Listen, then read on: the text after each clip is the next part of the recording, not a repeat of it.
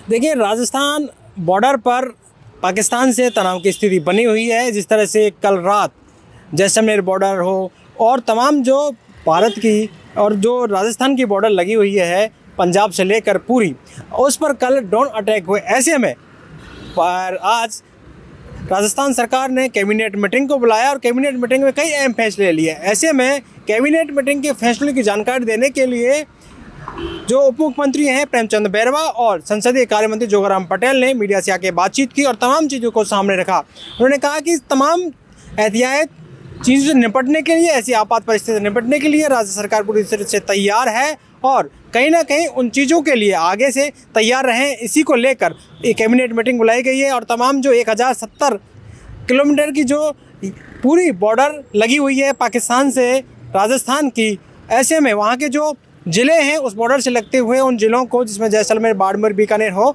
ऐसे ज़िलों को 5-5 करोड़ रुपए की आपात राशि तुरंत रिलीज कर दी गई है। वहीं और ज़िलों को 2.5 करोड़ रुपए की ये राशि दी गई है। ऐसे में कैबिनेट मंत्री और उप मुख्यमंत्री ने ये पूरी प्रेस स्वीपिंग की और तमाम चीज़ों के लिए जो चीज़ कैबिनेट मीटिंग में जो फैसले किए उनको सामने रखा। आपको सुनवा दें कि क्या कुछ फैसले इस कैबिनेट में लिए गए हैं। और राजस्थान चूँकि सीमावर्ती राज्य है, सीमावर्ती अधिक से रहती है और जो व्यवस्थाएं की, उन सारी व्यवस्थाओं की जानकारी हमने आपको दी है। हमारा पुलिस प्रशासन 24 घंटे मुस्तैद रहेगा, इसके लिए उनको व्यवस्था की गई है। सारे दमकल सेवाएं, एम्बुलेंस सेवाएं, वो 24 घंटे सतर्क रहेगी, इसकी व्यवस्था की है। आवश्यकता अनुसार लाइट, सड़क, रेल मार्ग मूवमेंट को रोकने हेतु, ब्लैकआउट को सुनिश्चित करने हेतु सभी एजेंसियों को सतर्क किया गया है। जैसा मैंने अभी आपसे निवेदन की, ब्लड डोनेशन कैंप वाली संस्थाओं को अपडेट किया है, उनको प्रोत्साहित किया जा रहा है। हमारे सभी मंत्रियों से, विधायकों से अपेक्षा की गई है कि वो अपने विधानसभा क्षेत्र में रहें, वॉलंटियर को संपर्क में रहें, आवश्यकता अनुसार हर परिस्थिति में जनता के साथ रहें। और विशेष रूप से आज हमारी मंत्रिपरिषद की बैठक में माननीय मुख्यमंत्री जी ने हम सबको ये निर्देशित किया है कि यथासंभव अपने परिवार वाले क्षेत्रों में रहें, अपने परिवार वाले जिलों में रहें, जनता के बीच में रहें। कोई भी परिस्थिति हो तो जिला प्रशासन या हमारे जयपुर को सूचना दें और छोटी मोटी घटनाओं पर नज़र रखें, अफवाह फैलने से रोकें। मुख्यमंत्री जी ने सभी जिलों को, जैसा हमारे आदरणीय उप मुख्यमंत्री जी प्रेमचंद जी ने बताया, उनको एक फंड की व्यवस्था की है। कुछ जिलों के लिए 2.5 करोड़ की, कुछ जिलों के लिए 5 करोड़ की, और यूँ करके करीब 19 करोड़ रुपये, और साथ ही साथ अन्य कार्यों के लिए भी 27 करोड़ रुपए की राशि की व्यवस्था की है, ताकि आपातकाल में जैसी जरूरत पड़ जाए उसकी व्यवस्था करें। अफवाहें नहीं फैले, एडवाइजरी की पालना हो। अगर ब्लैकआउट होता है तो उसकी पालना की जाए, गाड़ी नहीं चलाई जाए, लाइट नहीं लगाई जाए, कोई सोशल मीडिया पर अफवाह नहीं फैलावे। और इस परिस्थिति में आ जाती है तो हमारी जो सिविल की डिफेंस है वो पूरी तरह से तैयार है। हमारे एनडीआरएफ है, एसडीआरएफ है, उनको तैयार किया गया है। आज से ही ब्लड बैंक, किसी को ज़रूरत पड़ जाए, ब्लड की ज़रूरत पड़ जाए तो आज से ही हमने लोगों को प्रोत्साहित किया, ब्लड बैंक कैंप लग रहे हैं। हमारे पीने के पेयजल की, पानी की व्यवस्था हो। हमारी जो आवाम जनता है, किसी विशेष परिस्थिति में ज़रूरत पड़ जाए तो अस्पतालों में स्पेशल बेड की व्यवस्था हो, बेड खाली रहे। उसके अलावा जो हमारी सरकारी इमारतें हैं उनको किसी भी आपात स्थिति में जरूरत पड़ जाए उनको खाली रखें, उनको नियमित रखें। इतना ही नहीं, यशस्वी मुख्यमंत्री जी ने यह भी व्यवस्था की है कि हमारे सभी सीमावर्ती जिलों की जितने भी सरकारी अधिकारी हैं और राजस्थान के सभी अधिकारी हैं, उनकी सबकी अवकाश की छुट्टियाँ उनको निरस्त कर दी गई है। सीमावर्ती जिलों में जितने भी कोई खाली स्थान थे उन सब पे पोस्टिंग कर दी, रात शाम तक सब ज्वाइन कर लेंगे। चाहे वो पुलिस प्रशासन है, वो जिला प्रशासन है, वो मेडिकल हेल्थ विभाग है, रसद विभाग है या रेवेन्यू विभाग है।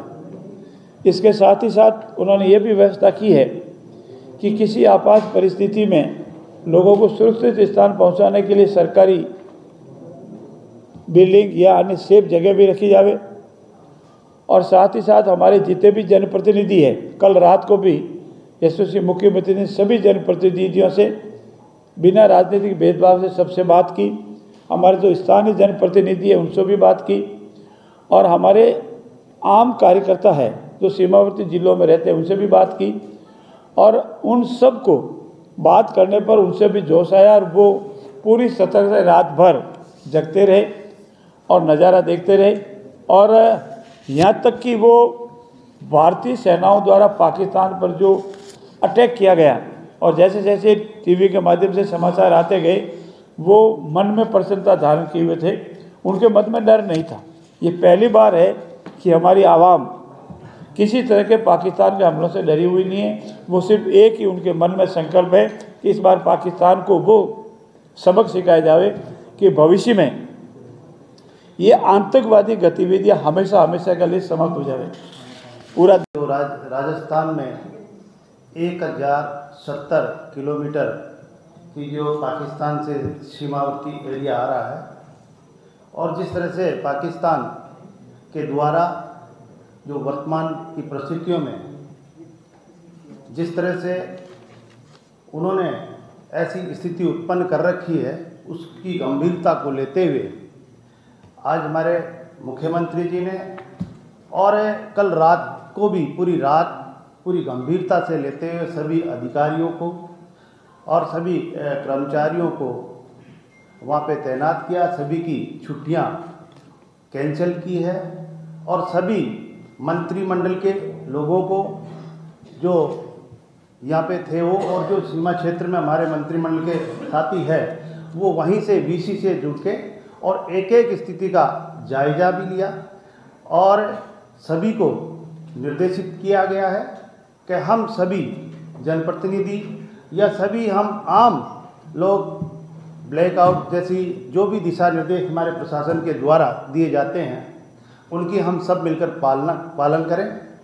और इस गंभीर परिस्थिति को देखते हुए माननीय मुख्यमंत्री जी ने अपने मुख्यमंत्री कोष से 7 जिलों में 4 जिलों में उन्होंने स्वीकृत राशि करी है, 3 जिलों में 2.5 करोड़ रुपए, और इनसे जो भी इमीडिएट कोई भी इंस्ट्रूमेंट खरीदे जाए उनके लिए एक व्यवस्था की है।